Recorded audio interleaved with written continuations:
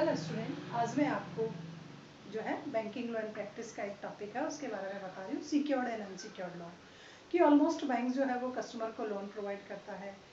तो लोन जो होता है वो टू टाइप्स का होता है, first is secure and second is unsecured. तो सिक्योर्ड में जो है वो सिक्योरिटी के तौर पर बैंक जो है कुछ लेता है आपसे, और अनसिक्योर्ड मीन्स कि कोई भी सिक्योरिटी या जमानत के तौर पर आपसे कुछ ज़्यादा नहीं लिया गया है, और उस कंडीशन में अगर आप लोन रीपे नहीं करते हो तो वो आपके बैड डेट्स में कन्वर्ट हो जाता है बैंक का, और वो डूबत ऋण कहलाता है। तो ऑलमोस्ट बैंक जो लोन प्रोवाइड करता है सिक्योर्ड लोन, तो सिक्योरिटी के तौर पर बैंक के थ्रू क्या क्या एक्सेप्ट किया जाता है वो ही अब मैं आगे आने वाले लेक्चर्स में आपको एक्सप्लेन करूंगी कि कौन कौन सी चीज़ें जो होती है एज ए सिक्योरिटी के तौर पर बैंक के एक्सेप्ट की जाती है, क्या प्रॉब्लम्स आती है, क्या प्रिकॉशंस जो है वो बैंक को उसमें रखनी पड़ती है। तो first of all I want to explain you loan on the security of goods, कि बैंक जो है आपको माल की जमानत पर जो ऋण देती है एटलीस्ट वो क्या होता है। तो बैंक जो है हर कस्टमर को गुड्स की जो है सिक्योरिटी के तौर पर लोन देती है। माल जो होता है वो किसी भी प्रकार का हो सकता है। चल संपत्तियों की जमानत के आधार पर बैंक द्वारा ऋण दिया जाता है। तो चल संपत्तियों में ऑलमोस्ट सबसे पहले जो आता है वो माल आता है। माल में हम कच्ची सामग्री, व्यापारिक एवं निर्माण योग्य माल को लेते हैं। तो जो माल होता है उसमें आप किसी को भी ले सकते हो। फर्स्ट ऑफ ऑल हो सकता है कि इट इज रॉ मटेरियल, वो आपका कच्चा माल हो, अर्ध निर्मित माल हो सकता है वो आपका निर्मित माल हो, बिल्कुल तैयार माल हो, ट्रेडिंग का माल हो जो आपने क्रय विक्रय के लिए बिल्कुल तैयार रख रखा है।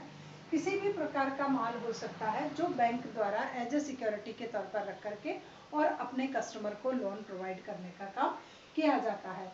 तो इस पर लोन देना जो होता है बैंक ज़्यादा सुरक्षित मानता है। जब माल की जमानत पर कस्टमर को ऋण दिया जाता है तो बैंक को ये सिक्योरिटी रहती है कि इस प्रकार का जो ऋण है वो बहुत ज़्यादा सुरक्षित होगा।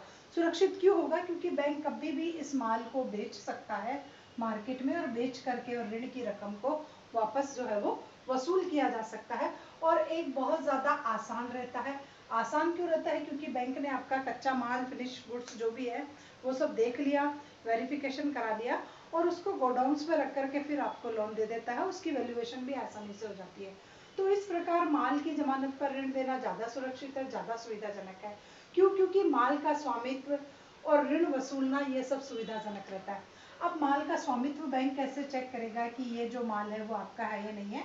तो इसमें जितने भी जो डॉक्यूमेंट्स होंगे, जो कागजात जो है बनाए जाते हैं जब माल को हम डिलीवर करते हैं, एक दूसरे से क्रय विक्रय करते हैं, तो उसकी जो परचेज स्लिप होती है और बहुत सारे डॉक्यूमेंट जो होते हैं, तो वो सारे डॉक्यूमेंट्स जो होते हैं वो इस बात का प्रूफ होते हैं कि इसका जो ऑनर है वो ये है। क्योंकि ये जो सारे माल तैयार किए जाएंगे तो हर डॉक्यूमेंट पे उसके ऑनर का नाम होगा। सपोज कीजिए कि ये माल मेरा है, तो जहाँ से मैंने परचेज किया है वो मुझे बिल बना करके देगा, तो उस बिल पर मेरा नाम होगा।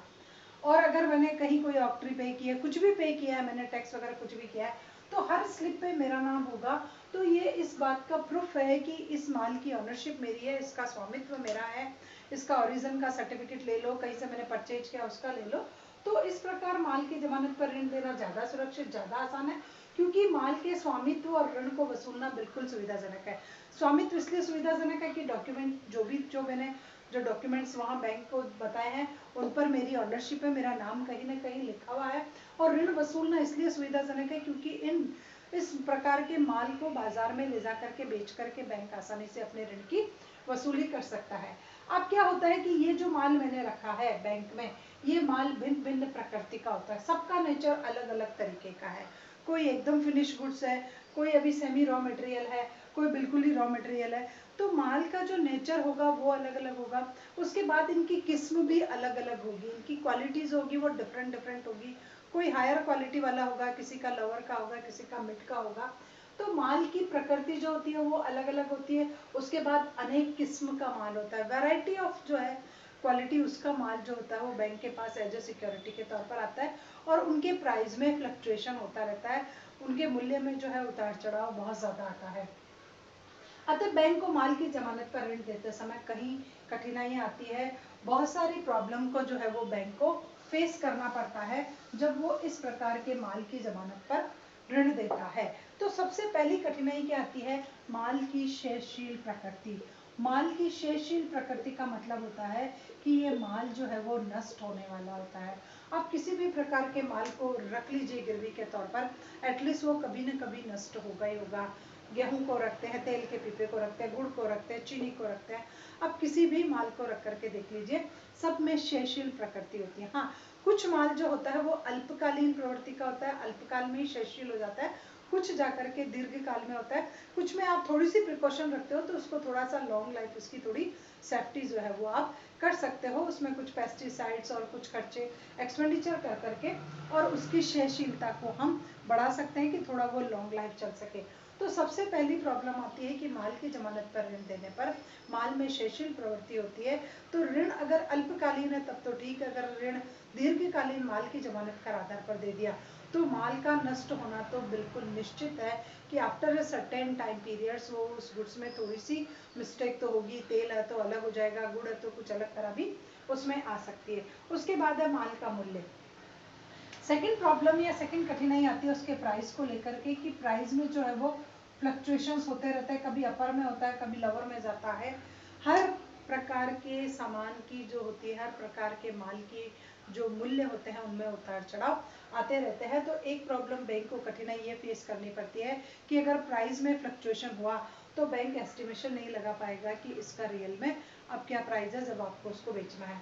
उसके बाद है माल का सत्यापन। आपको उसके वेरिफिकेशन में बहुत ज़्यादा प्रॉब्लम आएगी कि जब मैंने आपको कहा कि भाई ये इतने 400 है तो आपको उसको काउंट करना पड़ेगा, अगर मैंने आपको कहा 410 है तो आपको उसको वेट कराना पड़ेगा।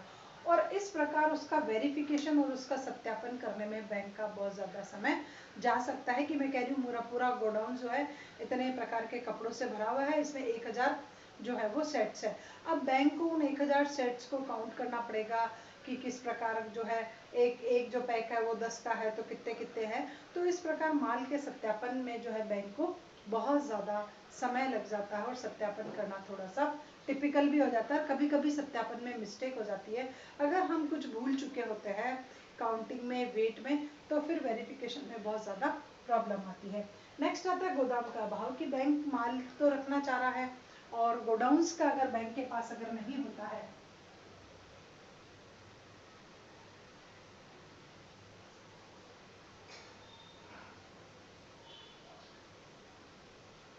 अगर बैंक के पास गोडाउन नहीं है तो बैंक जो है लोन दे रहा है उस माल को रखने के लिए, फिर बैंक को किसी और का गोडाउन रेंट पर लेना पड़ेगा।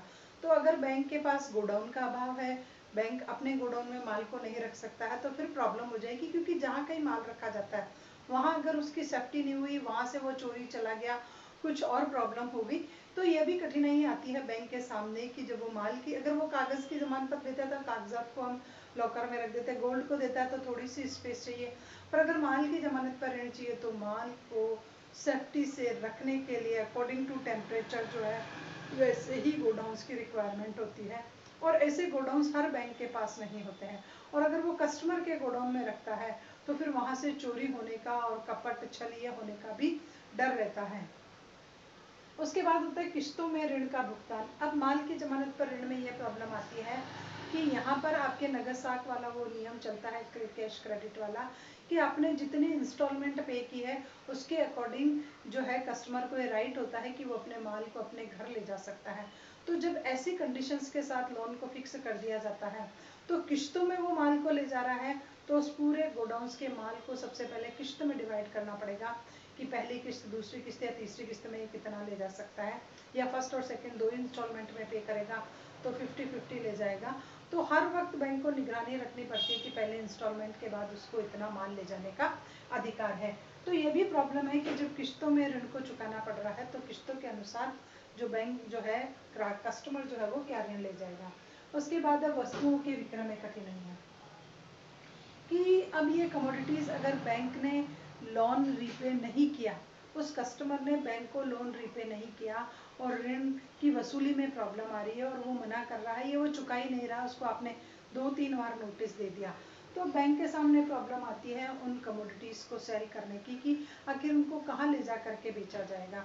तो ये भी प्रॉब्लम बैंक को फेस करनी पड़ती है कि लोन रीपे नहीं करने की कंडीशन में बैंक को उन कमोडिटीज़ को, उन गुड्स को मार्केट में ले जा करके सेल करना है, और उसमें भी कभी कभी बहुत ज़्यादा प्रॉब्लम फेस करनी पड़ती है अगर गुड्स की मार्केटेबिलिटी अच्छी नहीं होती है। नेक्स्ट तो ये सारी जो होती है वो माल के आधार पर ऋण देने में बैंक को क्या क्या कठिनाइयाँ रखनी पड़ती हैं वो होता है। तो कुल मिलाकर के जब कभी भी माल की जमानत पर बैंक द्वारा ऋण दिया जाता है तो सबसे पहले माल की ओनरशिप सबसे पहला आता है कि उसकी क्षयशील प्रकृति की, कि वो जल्दी नष्ट नहीं हो जाए, ये प्रॉब्लम फेस करनी पड़ती है। दूसरा, उसके प्राइस में फ्लक्चुएशन नहीं हो रहा, उसका वेरिफिकेशन हम किस स्टाइल से करेंगे, अगर इंस्टॉलमेंट में अगर वो लोन को पे कर रहा है तो वो कितना माल वापस ले जाएगा, उसके बाद अगर वो लोन नहीं चुका रहा तो उसको कहाँ ले जा करके बेचा जाएगा, ये सारी प्रॉब्लम बैंक को फेस करनी पड़ती है। अब आती है कि बैंक को क्या क्या सावधानियां रखनी चाहिए। ऐसे माल की जमानत पर ऋण देते समय बैंक को कौन कौन सी सावधानियों को ध्यान में रखना पड़ता है। तो सबसे पहली सावधानी बैंक को ये रखनी पड़ती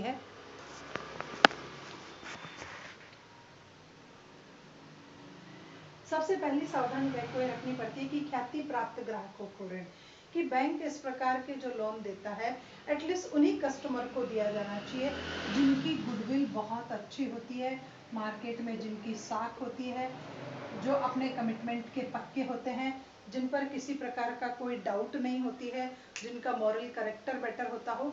तो बैंक को ऋण देते समय सबसे पहले पॉइंट को वापस एक्सप्लेन कर रही हूँ।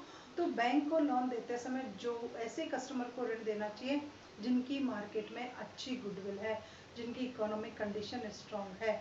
तो अच्छी गुडविल वाला, अच्छी ख्याति वाला व्यक्ति जो होता है वो हमेशा टाइम पर अपने कमिटमेंट को फुलफिल करता है, इसीलिए उसकी गुडविल ज़्यादा है। तो ऐसे कस्टमर को लोन जो है माल की जमानत पर ज़्यादा देना चाहिए। उसके बाद ऋणी के चरित्र व आर्थिक स्थिति की जानकारी। सेकंड पॉइंट आता है कि हमें जब कभी भी बैंक माल की जमानत पर ऋण दे रहा है तो सबसे पहले ये चेक कर ले कि उस कस्टमर का मोरल कैरेक्टर कैसा है। कहीं चोरी डकैती, हत्या, लूटपाट, उठापटक करना, हेरा फेरी करना, फ्रॉड करना, कपट, धोखेबाज ऐसा तो नहीं है। उसके बाद उसकी इकोनॉमिक कंडीशन कैसी है, स्ट्रॉन्ग है। तो उसका चारित्रिक और आर्थिक दोनों स्थिति की पूरी अच्छे से जांच पड़ताल करने के बाद ही बैंक को माल की जमानत पर ऋणों का निर्गमन करना चाहिए। नेक्स्ट आता है प्रभार का निर्माण, कि बैंक को क्या करना चाहिए, ऐसे माल पर प्रभार क्रिएट कर देना चाहिए। और प्रभार का निर्माण कहाँ जाकर के, प्रभार का जो है वो कंपनी रजिस्ट्रार से रजिस्टर्ड भी करवा लेना चाहिए। तो ऐसे माल पर प्रभार उत्पन्न होने से उसको वापस अपने अंडर कंट्रोल में लेना बहुत आसान हो जाता है। तो बैंक को इस बात की भी सावधानी रखनी चाहिए कि जब कभी माल की जमानत पर ऋण दिया जाए तो उस पर प्रभार उत्पन्न करके और उस प्रभार का कंपनी रजिस्ट्रार से रजिस्ट्रेशन करवा लेना चाहिए। नेक्स्ट आता है प्रतिभूति के रूप में रखी जाने वाली वस्तुएं, कि हमेशा जो भी कमोडिटीज माल की एज ए सिक्योरिटी के तौर पर रखी जानी चाहिए वो वस्तुएं शीघ्र नाशवान नहीं होनी चाहिए, पेरिशेबल्स गुड्स नहीं होने चाहिए जो बहुत जल्दी खराब हो जाते हो। ड्यूरेबल कमोडिटीज को ऑलमोस्ट एक्सपेक्ट, ड्यूरेबल कमोडिटी का मतलब है कि ऐसी चीजें, ऐसी वस्तु जो थोड़ा सा लॉन्ग लाइफ तक चले, ऐसी वस्तुओं को ऐसे माल की जमानत पर जो है ऋण दिया जाना चाहिए। तो बैंक को ये सावधानी रखी जानी चाहिए कि शीघ्र खराब होने वाला माल जो है वो नहीं हो, वो थोड़ा सा लॉन्ग लाइफ चलने वाला माल हो। उसके बाद है गोदाम की व्यवस्था व बीमा। अब बैंक को ये सावधानी रखनी चाहिए कि एटलीस्ट गोडाउन किसका होगा, बैंक का खुद का होगा या कस्टमर का होगा या किसी थर्ड पार्टी का होगा, या रेंट पर लेना पड़ेगा। तो गोडाउन की व्यवस्था बैंक को अपनी देख रेख में करनी चाहिए, अपने अंडर कंट्रोल वाला जो गोडाउन होता है एटलीस्ट सारा माल वहीं ला करके रखना चाहिए।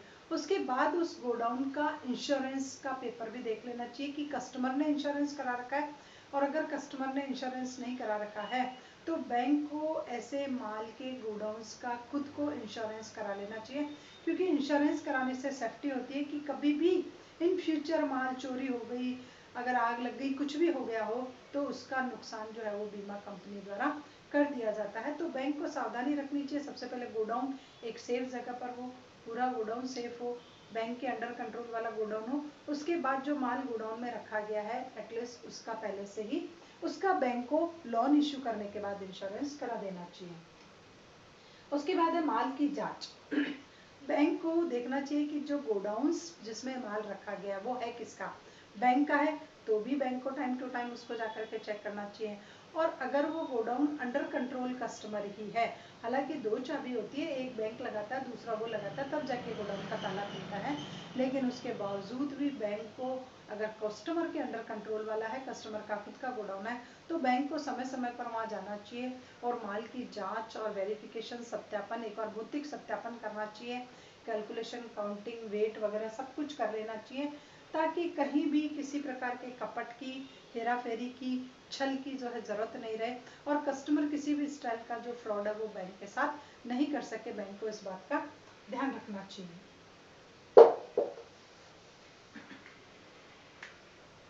उसके बाद आता है, अभी मैंने आपको समझाया माल की समय समय पर जांच करते रहने चाहिए कि गोडाउन में जाकर के और माल को टाइम टू टाइम जो है वो बैंक अधिकारी को चेक कर लेना चाहिए। अधिकारी जो है वो विश्वसनीय होना चाहिए, उसका ग्राहक से किसी प्रकार का कोई रिश्ता नहीं होना चाहिए और इन अधिकारियों को बैंक को बदल बदल करके भेजना चाहिए। यानी एक ही अधिकारी को सारी जिम्मेदारी दी, अगर वो कस्टमर के साथ मिल गया तो फिर बैंक के साथ फ्रॉड होने के चांसेस होते हैं। इसलिए अधिकारी को बदल बदल कर माल की जांच करने के लिए और माल का भौतिक सत्यापन करा लेना चाहिए। आफ्टर एवरी इंस्टॉलमेंट माल का एक भौतिक सत्यापन होना जरूरी है, उसको वेरिफिकेशन कराना बहुत ज़्यादा ज़रूरी है।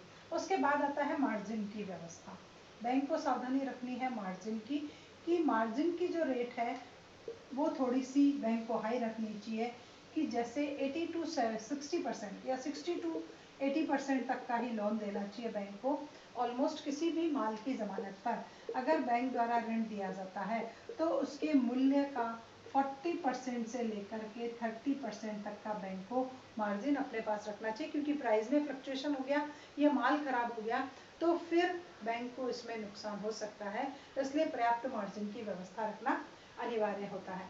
उसके बाद है विवरण पत्र प्राप्त करना, कि अगर माल गोडाउन में रखा हुआ है और वो बार बार उसमें से किश्त के अनुसार माल को निकालता जा रहा है, तो आखिर हर किश्त के बाद एक उससे ग्राहक से एक विवरण पत्र प्राप्त कर लेना चाहिए, जिसमें पूरा ब्यौरा होगा उस माल के बारे में, उसके वजन के बारे में, उसकी काउंटिंग के बारे में, उसके बाद में। तो ये सारी बातें जो होती है, शेष माल को किश्त के साथ वो ले गया, ले जाने के बाद शेष माल कितना बचा, उस शेष माल का एक विवरण पत्र बैंक अधिकारी को कस्टमर से प्राप्त कर लेना चाहिए। हो सके तो मांग पर प्रतिज्ञा पत्र भी प्राप्त कर लो, मांग पर जो है प्रतिज्ञा पत्र बैंक से लिखवा लो, कि उस कस्टमर से लिखवा लो कि मैं आपको ये पैसे चुकाने का। नहीं हो तो एक प्राधियन की भी व्यवस्था है, प्राधियन के तहत वो खुद ही सारा माल जो होता है अंडर कंट्रोल बैंक के सौंप देता है जब तक वो ऋण का भुगतान नहीं करता है। या फिर शाश्वतता का दायित्व पत्र, शाश्वतता का दायित्व पत्र एक होता है जिसमें कस्टमर ये लिख करके देता है कि I am responsible for this type of loan, और जब तक मैं लोन रीपे नहीं करूंगा बैंक मुझे किसी प्रकार का माल, कभी भी मेरा माल रोक करके रखने का होता है। तो बैंक को इस प्रकार के विवरण पत्र कस्टमर से प्राप्त कर लेने चाहिए, ताकि इन फ्यूचर किसी भी प्रकार के लॉस की कोई भी संभावना नहीं हो। नेक्स्ट आता है गोदाम पर नोटिस चिपकाना, कि जो भी गोडाउन है जिसमें आपने माल को रख रखा है, एटलीस्ट उस पर बैंक को अपना नोटिस जो है वो चस्पा कर देना चाहिए। ऑलमोस्ट आपने देखा होगा जो लॉक लगा हुआ होता है उस पर लिखा होता है अंडर कंट्रोल SBI, और उसकी दीवारों पर भी लिखा हुआ होता है कि ये गोडाउन जो है SBI के अधीन है, जगह जगह आप देखे होंगे। तो इस प्रकार के नोटिस को लगा देना चाहिए, लॉक पर नोटिस होना चाहिए बिना बैंक अधिकारी के। जब आप ये कागज पेस्ट किया जाता है, इसमें बैंक अधिकारी के इस प्रकार से साइन होते हैं, उसी कागज को पेस्ट किया जाता है, ताकि जब कभी भी लॉक को ओपन किया जाएगा तो वो कागज फटने के चांसेस होते हैं, तो दोबारा जब आप उस पर पेस्ट करोगे तो ही होगा। तो इस प्रकार का नोटिस गोडाउन पर चिपका देना चाहिए, ताकि उसके आसपास के लोगों को भी इस बात की जानकारी रहे कि ये गोडाउन जो है वो SBI के अंडर कंट्रोल है, और इसमें अगर किसी प्रकार का कुछ हो गया तो ये SBI और जो वो कस्टमर है वो उस व्यक्ति के खिलाफ कार्रवाई कर सकता है। तो ऐसे नोटिस चिपकाने से भी थोड़ी सी वो रहती है। उसके बाद है वस्तुओं का मूल्यांकन और सत्यापन, कि जब कभी भी बैंक अधिकारी की इच्छा हो, बैंक मैनेजर की इच्छा हो, उन सभी कमोडिटीज़ का जो भी वस्तुएं रखी गई है उनका सत्यापन और मूल्यांकन किसी विश्वस्त अधिकारी या विश्वस्त संस्था या विश्वस्त कंपनी थर्ड पार्टी से भी करा लेना चाहिए, क्योंकि बैंक अधिकारियों की अगर कस्टमर के साथ मिली भगत हो गई तो प्रॉब्लम आ सकती है। तो बैंक को किसी थर्ड पार्टी को हायर कर करके और पूरे गोडाउन्स का एक बार वेरिफिकेशन कभी कभी करा लेना चाहिए जब बहुत बड़ी मात्रा में दे रखा हो। और उसके बाद बैंक को सावधानी रखनी चाहिए कि जो माल रखा गया है उसमें शीघ्र विपणनशीलता हो। शीघ्र विपणनशीलता वाला माल रखा गया तो उसको आसानी से किसी भी व्यक्ति द्वारा खरीदा जाएगा, वरना क्या होगा, माल पड़ा पड़ा सड़ जाएगा और बैंक अधिकारी और कर्मचारी उस माल को बेच नहीं पाएंगे, तो ऋण जो है वो डूबत खाते में चला जाएगा। तो ये सारी प्रिकॉशंस बैंक को रखनी चाहिए माल की जमानत पर